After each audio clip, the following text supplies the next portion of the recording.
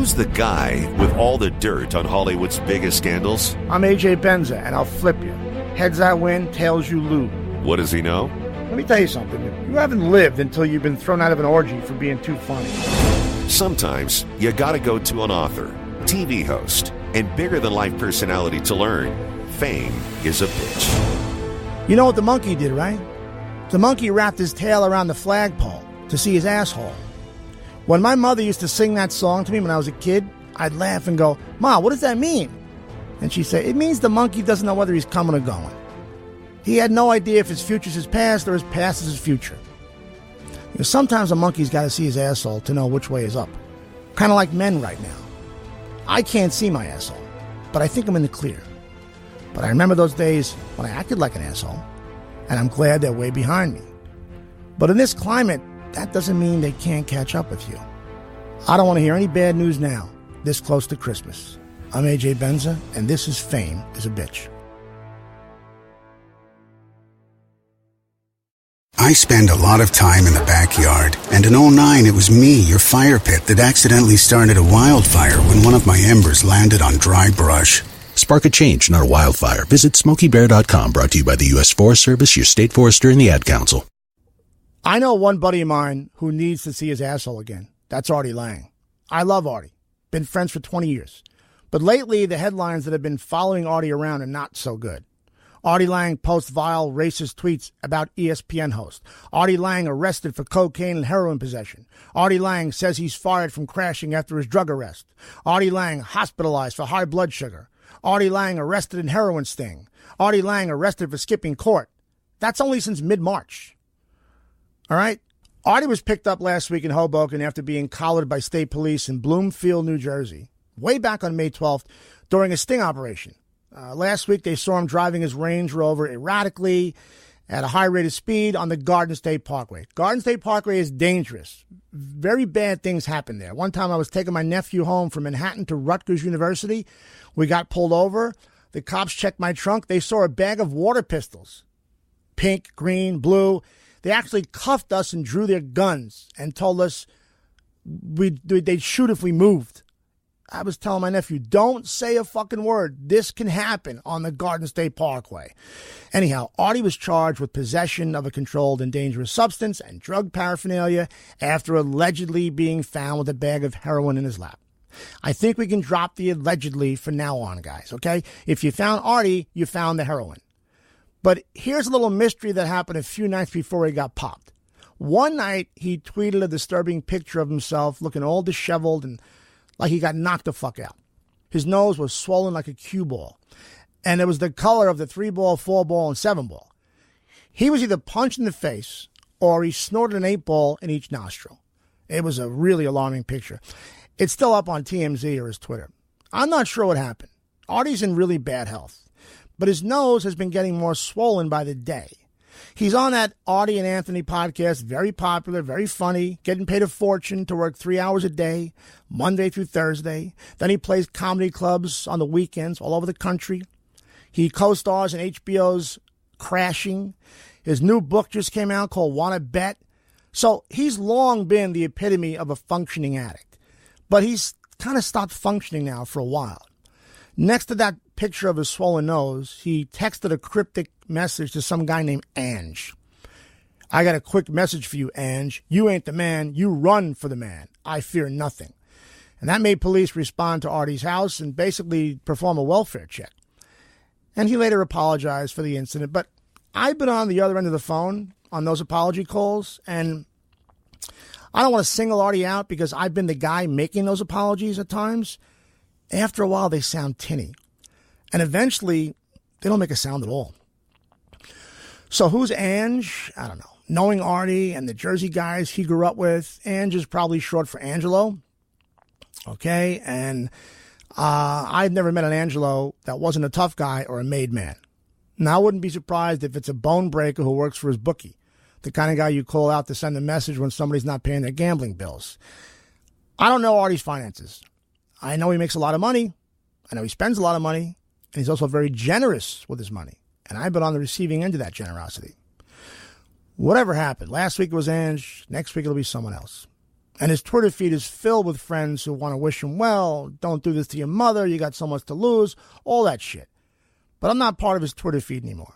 I mean, I've sent him private messages here and there, but he don't talk to me. We had an interesting and explosive history this past year, put it that way. To start with, I was with Artie the very night Crashing premiered last season. He was in L.A., staying at a hotel. I'm home chilling, literally waiting to see his show.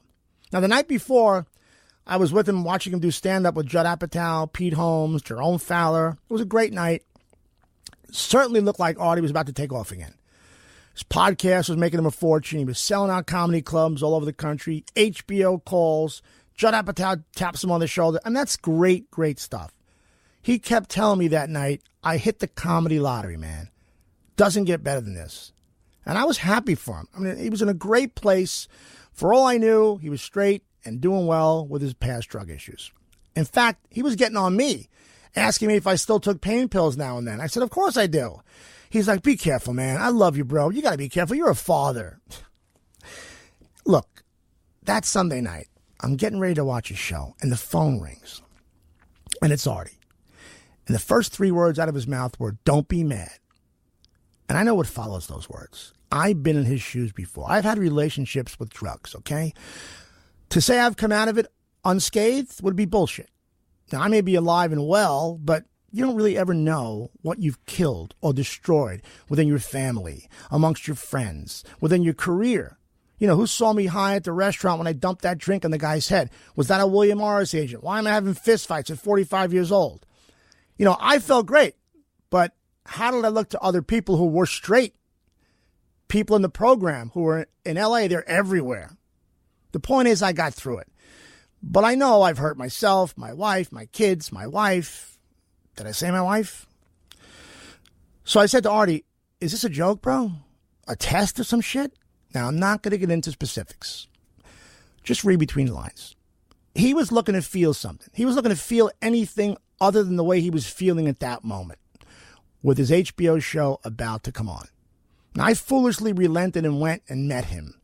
And I kept telling myself I was helping a friend. I know how shitty he felt to make that call. I wanted to help him, even though I knew helping him wasn't really helping him. Very confusing time. But I actually thought if I could meet him, maybe I could talk some sense into him. Not going to happen. Let's just say help arrived, and I stayed with him in the hotel room. Now, I'm far from innocent in this story, but I left at 2:30 in the morning and drove home. 6 hours later, the text started. He wanted more help. But with the new day came a new perspective for me. There was no way I could help him with what he now needed. That wasn't my scene. Never was my scene.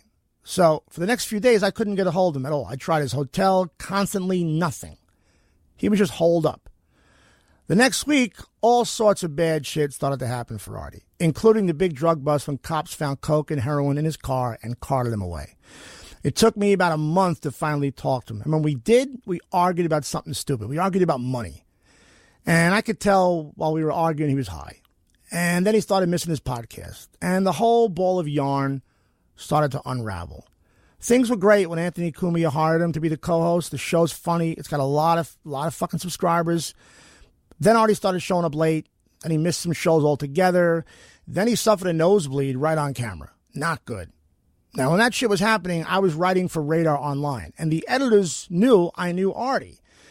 I said, look, I'd rather write the Artie stories than anyone else. And when Artie found out I was writing them, he called me and reamed me out and called me a pussy and said, why are you writing gossip? You're better than that, blah, blah, blah. I'm not better than that. This is who I've been for the last 25 years. And if my friend's going to die, I'd rather it be me writing the obit than some stranger who never knew him. That reasoning didn't work on Artie. And he made it clear we weren't friends anymore. So I know I can't get through to him. I know he'll put this out there. I know he'll probably say some bad shit about me on the podcast, but I'm not even trying to get through to him anymore. I know a guy with a death wish when I see it. Honestly, I don't think Artie is really good at handling all this success. Guys like him, and I have a little of this in me too, the rush in life is how dangerous it can get before you get out of it unscathed. That's why he puts himself in a hole in a comedy club. So he can win back the crowd, dig himself out, and stand on top of the mountain again. That's why he does drugs. That's why he gambles. I'll tell you the thrill of gambling. It isn't, oh my God, I can win $1 million. That's not the high. The high is, holy shit, I could lose $1 million. Look, I love the guy. He's funny as hell. He's a great actor. But big, fat comics always think they got to live and die like their hero, John Belushi. And there's nothing you can do to get him off that. I think losing his father really hurts Artie a lot. And we've talked about losing our fathers at young ages and how it's fucked us up. I think losing his second father, Howard Stern, really kills Artie inside. And neither of those two men are coming back. One was taken away. The other was pushed away. Unfortunately, all we can do now is watch the great Artie Lange loudly flame out.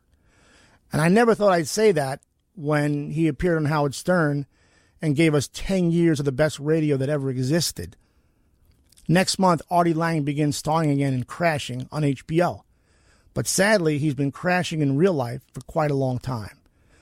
I'm AJ Benza, and I've never met a guy who better epitomizes what this show is all about. That fame is a bitch. Nowadays, as I walk out of my house, the Me Too movement is really getting closer and closer to home. My daughter Roxy's 13, and like I said, she's in a performing arts school, and she'd love to be in showbiz one day. And that's despite all the shit she's seen and heard her father go through. But what are you going to do? When my mother and father knew that's what I wanted for myself one day, they just stepped out of the way and encouraged me. And that's what I do for my little girl. But she's grown up really fast, and she hears these allegations going round and round. So I pick her up from school, and I got KABC on the radio, and she hears Jillian Barberie and John Phillips talking about Steve Edwards getting ridiculously canned, like I said last show. And she's like, not Steve. He's like a grandpa. And I asked her, did they talk about this shit in school? And she said, all the time. In fact, she tells me her favorite singer, Melanie Martinez, is embroiled in this shit too. Outside of Mariah Carey, Martinez is the only other woman being nailed with allegations of sexual abuse. So I asked my daughter, what happened? And then I immediately wish I hadn't asked her anything, because she said, well, Melanie has a girlfriend who said she raped her and made her do things she didn't want to do. I said, her girlfriend? Yeah, her girlfriend named Timothy. Wait, Timothy is her girlfriend? Is he trans or something? No, they're just lesbians or bi. I don't know. I said, Jesus Christ, somebody slow this fucking world down. She's 13.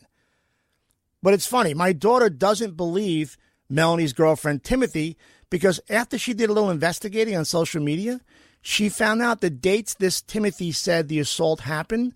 It turns out Melanie was out touring. And my daughter added, plus, Timothy has a song coming out, Dad, so this could all be publicity for her. Chip off the old block. How do you like that?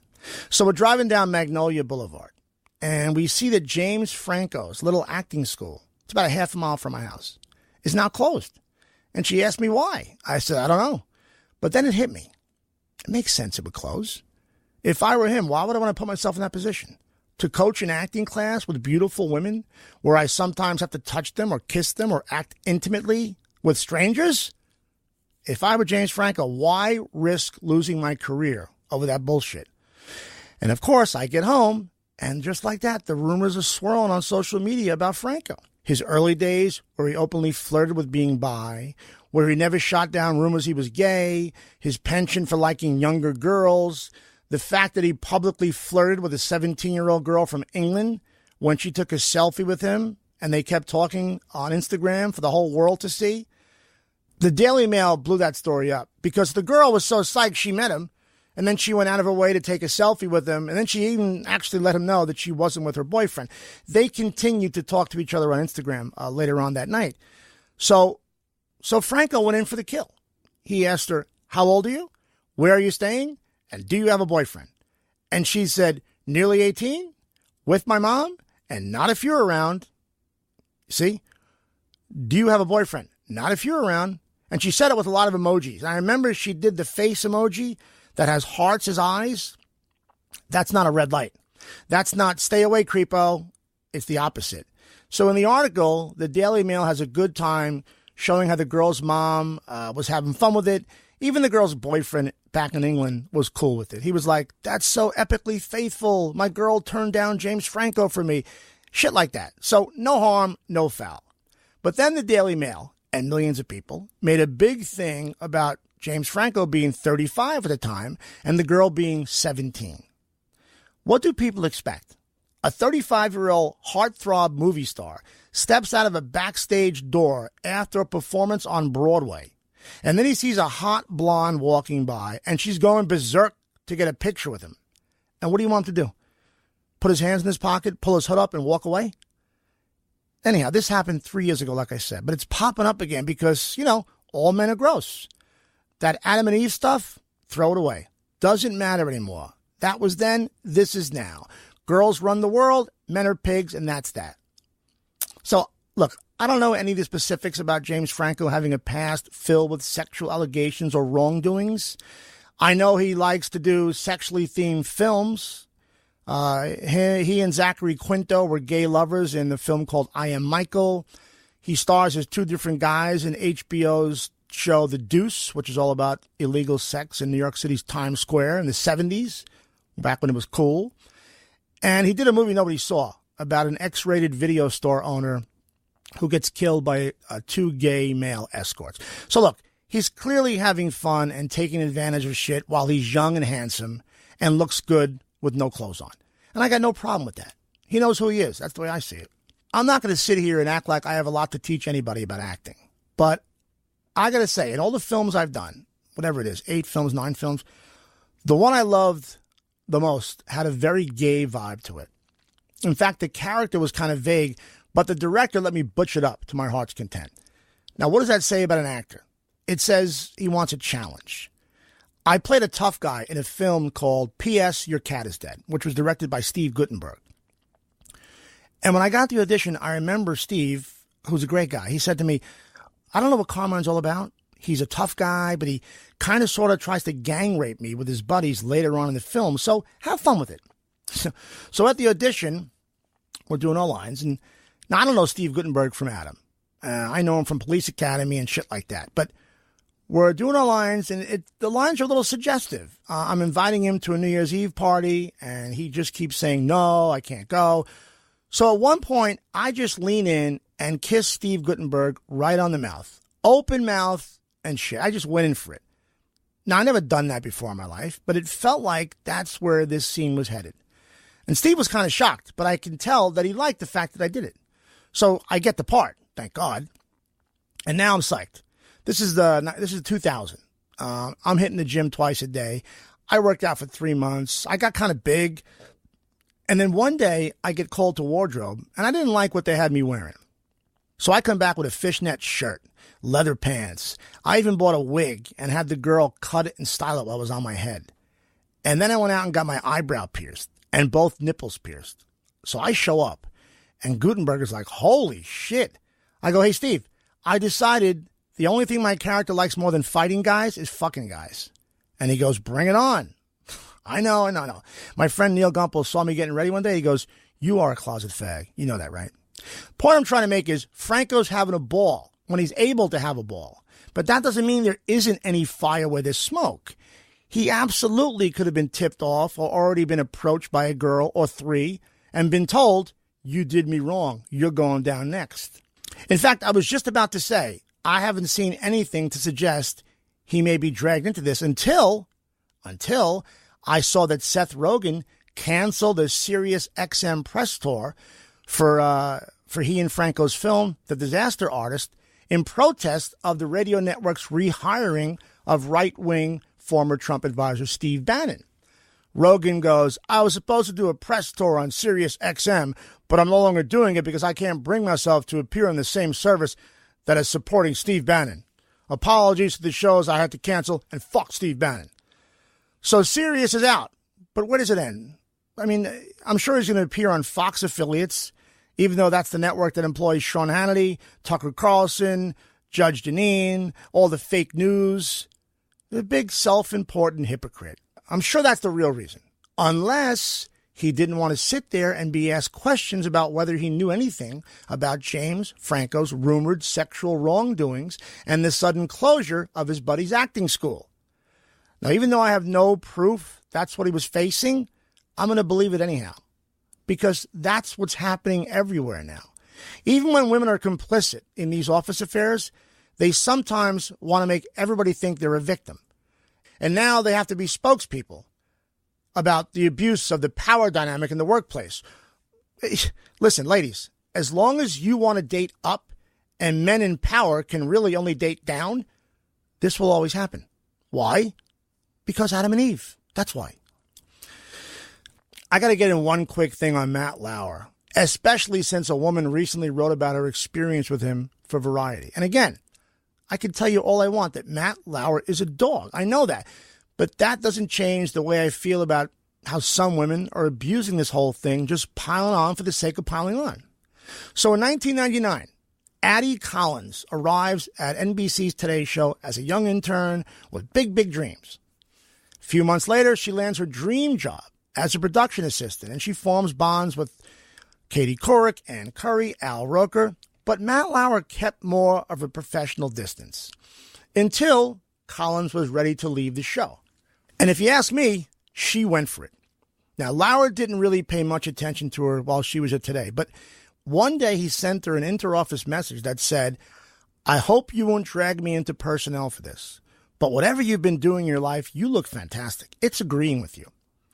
Now, from here, let me just give you some color commentary on how he worked and how all this plays out. By complimenting on her appearance, this is a line for closers, all right? This gets women, it gets men too, but it gets women to stand right up and feel great. Because your husband, he's not saying shit like that at home, okay? It just changes your posture immediately. So lesson number one, say things they don't hear at home. So Colin says, that means so much to me for many reasons. I've been unhappy with myself, and I've decided to do something about it. Now, here's where Matt's a pro, and a dog. Take your pick.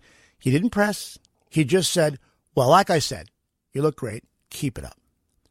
Now, she senses he's done, like he kind of pulled away a little bit. So she goes for it.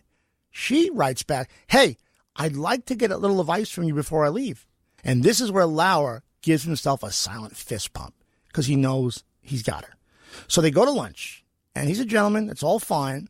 But then he tells her, okay, you leave first, and I'll leave 5 minutes later. Now, this is a soft close.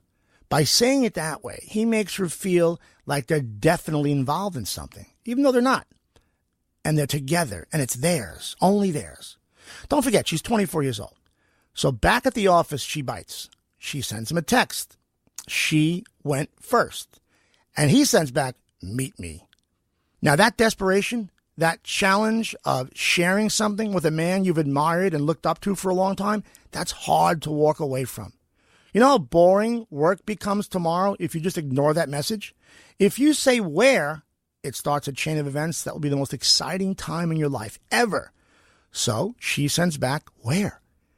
When he says dressing room, what she sends back is very important. It's all important. She says, Matt, think about this first. You have a wife. Now, that's not a no. There are lots of ways for a woman to read that. Only one way for a guy to read it. It means go. Then he cements her desperation by saying, I can't stay long. I got a car coming in 18 minutes. When she says okay, he knows he's learned three things. He knows he's absolutely going to have sex with her. Check. It's going to be quick. Check, check. And she's okay with quick. Check, check, check. So from this point on, Matt Lauer knows he's going to have a relationship with this beautiful young woman, and it's going to be on his terms, and she's cool with it. Now, they met several other times over her final few weeks, and she admits it was consensual and that it was a whirlwind.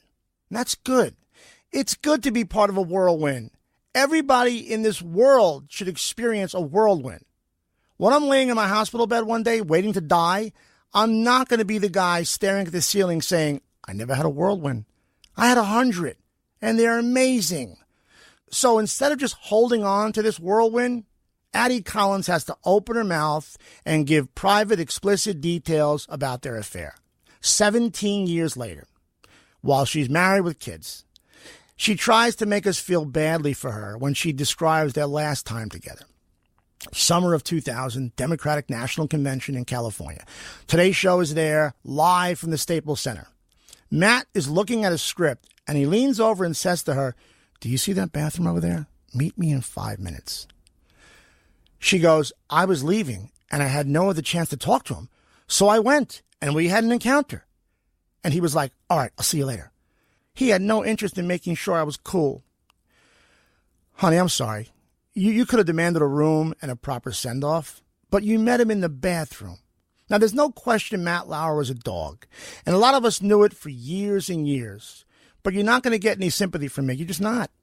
I'd rather we sat down with a drink and talked about how exciting those times were and how you could feel the blood rush to your face whenever you knew he was near you, or what happened inside your body when he messaged you, or even if he was a good lover or not. But no. Instead, you got to speak up when all this shit doesn't matter anymore. You weren't brave enough to do it 3 years ago, let alone 3 months ago. And now you're never going to get me to feel sorry for you. I'm AJ Benza, and this is Fame is a Bitch.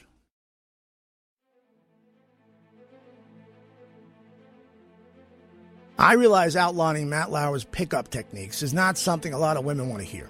But I think it's the least I can do during these times when men and women have to come together and find out what we all can do to make sure this Me Too movement stays a teachable moment. And I got to give Addie Collins some credit for knowing and admitting her situation with Lauer was consensual. But then she just loses me when she ultimately feels like a victim because of the power dynamic. He knew I was leaving and that there was no better prey than somebody who was going to be gone. He went after the most vulnerable and the least powerful. Those were the production assistants and the interns. Actually, to be honest, Addie, he made a play for you only after you sought career advice in becoming an on-air anchor woman in West Virginia. That makes you colleagues. And speaking as a guy who once had a wonderful relationship with a 19-year-old girl when I was 34, Lauer probably went after you because you represented youth and endless beauty, and it felt good to be around all that vitality, innocence, and excitement. And maybe because you were beautiful. Don't sell yourself short, Addie. Matt took advantage of his power. It's sickening. It breaks my heart that he did this for so long. Now, to me, this is another way of saying I'm kind of jealous I wasn't the only one. I thought I was special. And then Collins finally offers up, I have a 7-year-old daughter. I want to do everything I can to assure this doesn't happen to her. Here, let me help. Tell your daughter not to send sexually inviting texts to her superior, and definitely tell her not to accept an invitation to have sex in a bathroom. Beyond that, have her listen to this show and make sure she knows going in that fame is a bitch.